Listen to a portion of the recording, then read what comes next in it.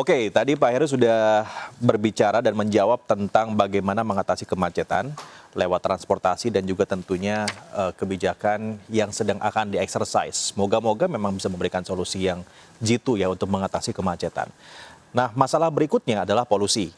Bapak, saya yakin juga ini memang kita harus terima apa adanya, polusi di Jakarta ya memang buruk begitu Pak ya, kualitasnya. Nah, Pak Heru sempat bilang mobil listrik adalah solusinya. Ya. Begitu nggak Pak? Ya, Betul Pak? salah satunya. Salah satunya. Tapi ini kemudian ditentang sama banyak orang juga. Kayaknya mobil listrik itu bukan solusi yang tepat gitu. Karena itu kayaknya prosesnya lama. Belum lagi mobil listriknya juga ada polusinya juga dan seterusnya. Kalau dari Pak Heru sendiri bagaimana Pak? Yang pertama, polusi itu ya mungkin banyak penyebab dari berbagai penyebab. Salah satunya kendaraan bermotor mungkin iya. Ya. Nah, bagaimana menguranginya? Salah satu caranya adalah mobil listrik, hybrid, dan beralih. Betul, masyarakat menyampaikan kalau beralih itu kan perlu waktu. Misalnya, ya saya biasa mobil berbakar minyak, beralih ke listrik kan perlu biaya, perlu menjual mobil dan seterusnya. Tetapi kan kita mengarah jangka panjangnya ke sana. Contoh, harus ada yang memotori, harus ada yang mengawali, mendului. Contoh, Transjakarta kita berusaha untuk kendaraan semua listrik. Secara bertahap, kendaraan-kendaraan kedinasan di DKI kita berbasis listrik. Kalau ditanya, tidak ada dampaknya. Ya mungkin saja kalau tidak bersama-sama tidak ada dampaknya. Kayak itu jangka panjang. Bagaimana dengan jangka pendek? Ya tentunya semua pabrikan kendaraan pasti maunya mengurangi emisi yang ringan ya. Maka dari itu setiap tahun Pemda DKI mengetes emisi gas buang untuk menyadari masyarakat. Terus berikutnya bagaimana? Saya bersama jajaran pemerintah Provinsi DKI Jakarta terus menanam pohon. Untuk siapa? Untuk generasi penerus, bukan untuk... Di daerah mana saja yang Bapak sekarang sudah semua. lakukan? Jadi setiap wali kota itu ada Jumat pagi menanam. Mau 10 pohon, mau 20 pohon. Di mana saja yang bisa ditanamin. Nah, saya setiap Selasa atau Jumat menanam pohon. Di mana? Ya ada space 200 meter kita tanam. Ada space panjang, kemarin saya ketemu 3-4 minggu yang lalu, space-nya tidak terlalu lebar. Mungkin lebarnya 3 meteran ya, 2,5 meter ya. Tapi itu sepanjang kurang lebih 2 kilo. Di sekitar Daan Mogot. Ya. Begitu saya lewat, saya telepon langsung dinas taman tanamin. Ya bisa dapat 500-600 pohon. Buat siapa? Buat generasi penerus. Bagi saya Mungkin efeknya nggak sekarang. Tidak sekarang, tapi dengan menanam pohon, Jakarta rimbun, ya kan, mungkin bisa lebih sejuk. Nah, itu jangka panjang kita melakukan itu. Nah, ya berikutnya adalah ya mengenai tata ruang. Mungkin secara bertahap tata ruang itu kita sesuaikan, industri-industri kita sesuaikan. Nah, ini kan secara bertahap. Ya itulah kondisi Jakarta yang bisa saya perbuat terkait dengan polisi ya ini. Gitu. Kalau ada ide-ide lain yang lebih cepat, monggo. Ya, silakan berikan kepada kami. Kenapa Pak saya tanyakan ini? Karena kan Jakarta itu sebentar lagi jadi ibu kota Pak ya. 2024 akan pindah ke IKN, ya Pak ya. Itu betul Pak ya, 2024 akan pindah ke IKN. Kan sesuai dengan Undang-Undang Nomor 3 tahun 2022 bahwa ibu kota sudah berada di ibu kota Nusantara. Nah, artinya kan kita mempersiapkan diri, mempersiapkan dari segala hal. Nah, misalnya memang harus sudah terlaksana dengan sempurna ibu kota itu pindah, ya kita dari sekarang harus mulai melakukan sesuatu. Contoh, saya berniat mengharapkan misalnya Jakarta menjadi salah satu event sport, misalnya maraton, sport lainnya yang bisa menarik wisatawan, menarik devisa, hotel-hotel penuh dengan kegiatan-kegiatan itu. Termasuk juga mungkin event-event internasional terkait dengan kita menayangkan UMKM, tapi buat generasi muda yang menerus Jakarta ini supaya bisa tentunya hidup nyaman, mereka bisa bekerja dengan baik, mereka bisa bercengkrama dengan anak-anak, mereka bisa menikmati Jakarta. Kan kira-kira seperti Jadi efeknya justru dirasakan nanti untuk generasi Betul. muda, Pak ya. Betul. Memang generasi muda itu Pak harus dipersiapkan semuanya karena mereka itu kan kritis, Pak ya. Salah satunya kami kemarin mengumpulkan beberapa pertanyaan dari generasi muda. Kita sudah recap pertanyaan untuk Pak Heru dari generasi muda. Kita akan lihat ya sama-sama apakah Pak Heru mampu menjawab pertanyaan dari para generasi muda ini. Kita lihat ke layar, Pak. Nah, di sini ada 6 kotak. Bapak pilih salah satu di antara 6 kotak itu. Sekarang pertama nomor berapa, Pak? 3. Nomor 3. Kenapa nomor 3, Pak? Ganjil. Ganjil. Ganjil genap, Pak ya. Kebiasaan ganjil genap. Oke, nomor 3 kita buka.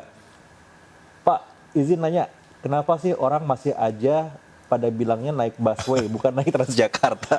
Iya. Ini bener loh, Pak. Iya, betul. Saya sendiri kalau bisa bilang sama anak saya mau naik busway gitu, Pak. Iya. Ya, mungkin awalnya kan orang kebiasaan busway, padahal sekarang sudah berubah menjadi Transjakarta. Ya, boleh juga sih. Pertanyaan itu nanti kita perbaiki supaya di mindset orang itu, ya udah Transjakarta. Oke, ide bagus. Ini penting juga. Berarti salah satu tugasnya Direktur Utama Transjakarta untuk mensosialisasikan. Ayo naik Transjakarta ada wifi gratis. Ayo naik Transjakarta Insya Allah nyaman, sejuk kan gitu kan. Transjakarta. Jadi nama Transjakartanya didengungkan lebih banyak lagi ya tuh kan. Dari konspirasi Prabu kan langsung tuh ngasih perintah sama Kadis Informasi harus segera melakukan sosialisasi. Oke. Jawabannya begitu, Pak ya. Betul. Jadi ini perintah untuk Dirut Transjakarta untuk segera melakukan sosialisasi. Sekarang nomor berapa lagi, Pak? Nomor 3 tadi sudah? Nomor 1. Nomor 1. Ganjil genap juga? 1, 3, tanggal lahir saya tuh. Oh, tanggal 13. 13. Siap. Nomor 1 kita buka. Pak Heru, kenapa sih motor-motor di Jakarta lewat di trotoar malah pejalan kaki yang dikelaksonin? Ya, sekali lagi ini pertanyaan yang memang realita di lapangan ada. Iya kan? Iya, benar ada. Nah, itulah saya minta kepada pengendara motor, ya memang gunakanlah jalur kendaraan dan tidak menggunakan jalur trotoar. Tapi pertanyaannya, di sana macet, Pak, trotoarnya sepi, ya kita naik. Nah, itu yang perlu kita bangun. Edukasi ini realita di lapangan. Saya katakan iya, dan pertanyaan itu bagus. Edukasinya adalah ya kita mengendarai motor dengan sopan santun, mengendarai kendaraan roda 4 juga harus seperti itu, harus bersabar. Kalau ditanya, Jakarta macet? Iya, Jakarta macet. Nah, trotoar, kalau memang ada pejalan kaki, utamakan pejalan kaki. Dan diusahakan untuk tidak melalui trotoar. Tetapi kan trotoar sebenarnya pemerintah daerah sudah menerapkan supaya motor tidak bisa lewat situ. Kita perlu dengan ada pembicaraan itu perlu edukasi, perlu menyampaikan kepada masyarakat. Ya itu kita sama-sama membangun Jakarta kan tidak bisa pemerintah daerah sendiri. Membangun Jakarta harus dengan masyarakat dan masing-masing individu. Kira-kira seperti itu. Siap. Nomor 1 sudah dijawab. Nomor berikutnya, Pak. 3 pertanyaan. Satu lagi, Pak. Nomor berapa? 6. Nomor 6. Nomor 6 kenapa, Pak? Ambilnya dari kanan. Oh, ambil dari kanan. Kanan itu lebih baik kok ya daripada kiri. Oke, nomor 6. Coba kita buka. Gubernur Jakarta terfavorit siapa, Pak? Oh, ini maksudnya gubernur yang masa lalu? Ya, gubernur masa lalu. Oke. Ya, kalau sekarang Pak Heru. Jadi gini, bukan Pak Heru. Itu gubernur Jakarta terfavorit siapa, Pak? Semua adalah terfavorit di masanya. Semua adalah baik di masanya. Jadi gubernur-gubernur lalu baik di masanya, ya itulah sosok beliau-beliau itu. Pasti setiap gubernur menghasilkan sebuah karya. Nah, sebuah karya ini ya favorit di masing-masing masanya. Kan kalau setiap gubernur pasti punya signatur, Pak. Betul. Kalau Pak Heru signaturnya sebagai PLT Gubernur Jakarta nanti itu apa, Pak? Signatur yang akan diingat oleh masyarakat Jakarta. Oh, ini Pak Heru nih yang buat. Sudah dipersiapkan belum, Pak? Saya tidak berpikir ke arah sana. Yang terpenting adalah tugas menyelesaikan untuk Jakarta yang saya bisa perbuat. Misalnya sodetan Kali Ciliwung selesai, Ya, pompa-pompa bisa diperbaiki dengan betul, baik. betul. LRT saya lanjutkan, MRT, depo MRT yang sekarang di Ancol saya pikirkan di mana Oke. letaknya. Iya, Ya kan iya. saya pikirkan itu beberapa kali rapat. Ya, ada kadangkala tidak favorit, tidak terlihat. Ya, tapi kan dirasakan. Dirasakan. Tidak harus lihat sosoknya berbuat, tetapi dirasakan. Ada persoalan kita selesaikan, keinginan masyarakat seperti apa, kalau pemuda bisa membantu Ya. menyelesaikan, kita Sebenarnya selesaikan. sodetan Ciliwung itu menurut saya sih itu ya salah satu pekerjaan Bapak yang sukses, Pak ya. Itu kan lama sekali tidak diselesaikan. Lalu ketika Bapak yang menjabat hanya berapa bulan selesai gitu. Itu sebenarnya apa sih Pak masalahnya sampai kok berlarut-larut tidak beres-beres dan Bapak bisa beresin gitu? Mungkin ketidakfavoritan mengambil sebuah kebijakan. Oke. Ya kan? Pertama, di outlet itu ada beberapa warga penghuni.